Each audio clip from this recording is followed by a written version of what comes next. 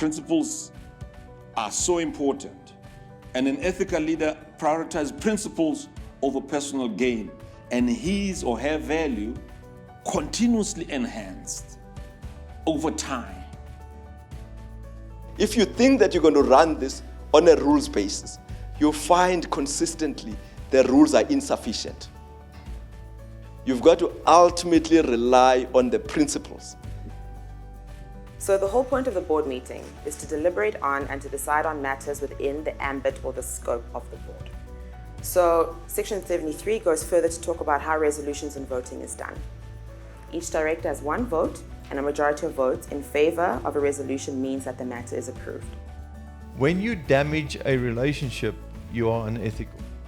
If you damage a relationship with your employer, with your shareholder, with your stakeholder, with a citizen of the country, or with the government, you are being unethical. Because you can do lots of things which is legal, but it's unethical.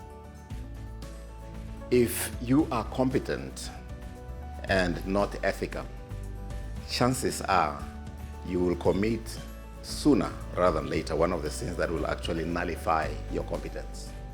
Doing right and avoiding wrong is all very well, but unless your leadership, your corporate governance rests on those two, you're not going to be a good leader. The importance of this program would be to kind of shape the future leaders and equipping us right now with the right corporate governance and ethical leadership steps on what to do. I feel like going forward in the future and in our leadership journeys, this is a good step. With corporate governance, there's an opportunity for us to do things better in such a way that we build up and we create a system that continuously builds and uplifts.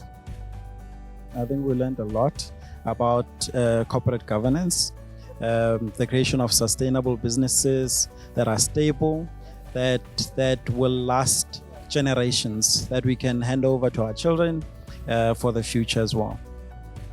For us, it's easy to be interested in directorship without really understanding the consequences of that decision and how it affects not only the companies, how it affects societies, how it affects the economy of the country, the global politics and the global trade.